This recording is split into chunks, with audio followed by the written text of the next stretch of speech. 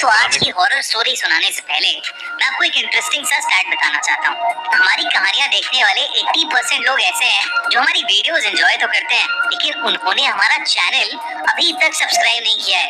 अगर आप उन 80% लोगों में से हैं, तो बस आपको एक छोटा सा काम करना है। इस वीडियो के नीचे आपको एक सब्सक्राइब बटन दिख रहा होगा, बस उस सब्सक्राइब बटन को दबाना है। बस इतना सा काम करना है आपको, और लगे हाथों बेल आइकन भी प्रेस कर देना, ताकि हमारी लेटेस्ट वीडियो आते ही आपको सबसे पहले पता चले।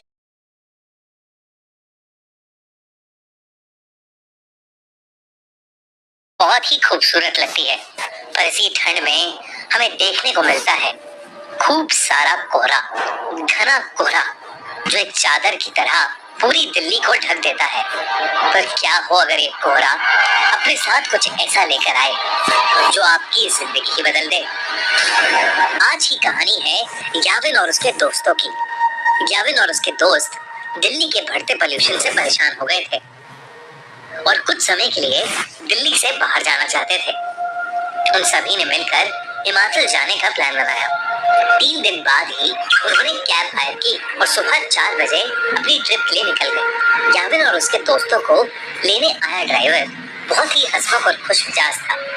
कुछ ही समय में उस ड्राइवर की दोस्ती सभी से हो गई थी। उन लोगों को घर से निकले हुए करीब 4 घंटे हो चुके थे। सुबह के 8 बज रहे थे। आसमान में अब भी अंधेरा छाया हुआ था। तभी गाड़ी में बैठे सभी लोगों को सामने रोड पर एक घने कोहरे की चादर दिखी।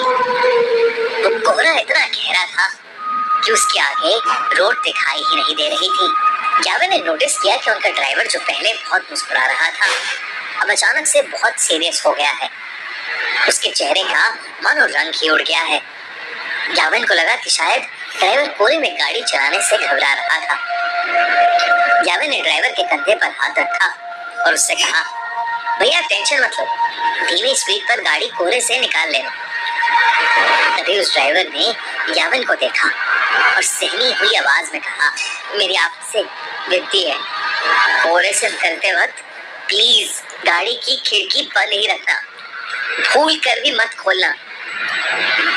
ड्राइवर इतना डरा हुआ था कि याविन और उसके दोस्तों की हंसी छूट गई। इस पर उस ड्राइवर ने बताया कि वो जिस इलाके में है वहाँ कभी कोहरा नहीं आता, और जब कभी ऐसा कोहरा आता है तो वो अपने साथ एक छलावा, एक झूठ, एक माया लेकर आता है।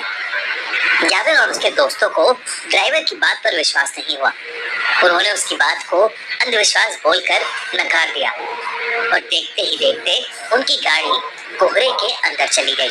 कोहरे की चादर उनकी उम्मीद से काफी बड़ी थी। ड्राइवर धीरे धीरे गाड़ी आगे चला तो रहा था, पर किसी को आगे का कुछ भी नहीं दिख रहा था।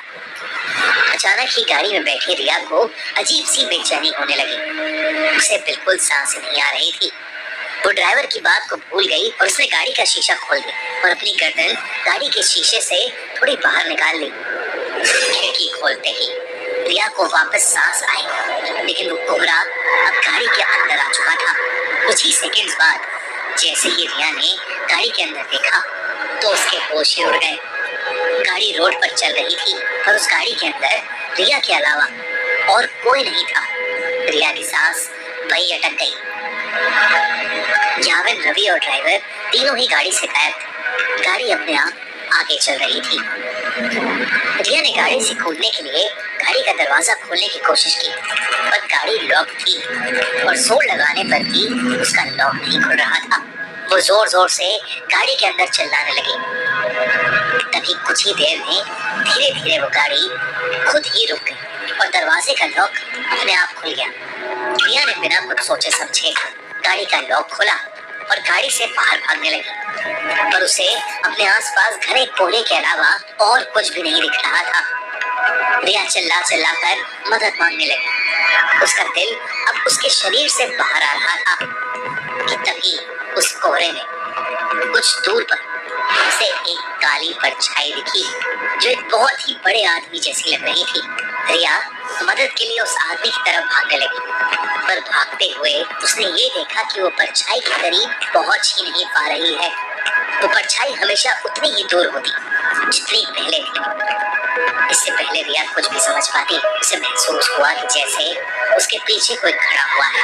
रिया इतनी डर चुकी थी कि उसके अंदर पीछे मुड़ने की भी हिम्मत नहीं थी। और हिम्मत करके जब रिया ने पीछे देखा, उसकी रूह कांप गई। रिया के पीछे एक 12 फीट लंबा काला साया था।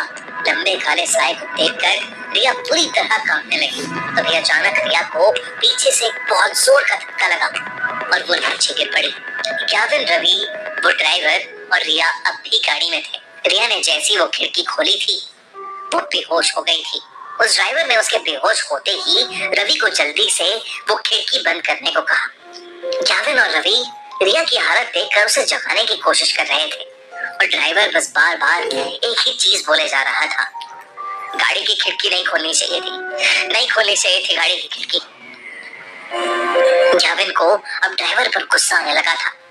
उसे लग रहा था कि वो ड्राइवर एक मेडिकल इमरजेंसी पर वहन की पट्टी चढ़ा रहा है। गैविन बस वहां से निकलकर रिया को हॉस्पिटल ले जाना चाहता था। गैविन ने ड्राइवर को गाड़ी तेज चलाने के लिए कहा। ड्राइवर ने गैविन की बात मानी और गाड़ी के एक्सीलरेटर पर अपना पैर दबा दिया। लेकिन कुछ ही सेकंड्स में अचानक से गाड़ी के सामने एक लड़की आ गई और इतनी तेज स्पीड होने की वजह से गाड़ी उस लड़की से टकरा गई। उस लड़की के टकराने के बाद ड्राइवर ने गाड़ी वहीं रोक दी। अब गैविन और रवि की सांसें वहीं अटक गई थीं। गैविन तुरंत गाड़ी से उतरकर उस लड़की को देखने गया। उसने देखा कि एक लड़की खून से लथपथ रोड पर उल्टी पड़ी हुई थी। गैविन ने जैसे ही उसकी शक्ल देखने के लिए उसे पलटा, दिल दहल गया। वो खून से लथपथ पड़ी लड़की कोई और नहीं बल्कि गैविन की दोस्त रिया थी। गैविन को कुछ समझ नहीं आ रहा था क्योंकि रिया तो उसके साथ गाड़ी में थी। गैविन दोबारा गाड़ी की ओर गया और उसने देखा कि पूरी गाड़ी बिल्कुल खाली थी। गाड़ी के अंदर और कोई भी नहीं बैठा था। गैविन को कुछ समझ नहीं आ रहा था, वो बहुत ज्यादा डर चुका था। गैविन ने रिया की बॉडी को उठाकर गाड़ी में रखा और खुद ड्राइवर सीट पर बैठकर गाड़ी को चलाने लगा। गैविन उस घने कोहरे में बस तेजी से गाड़ी चला रहा था।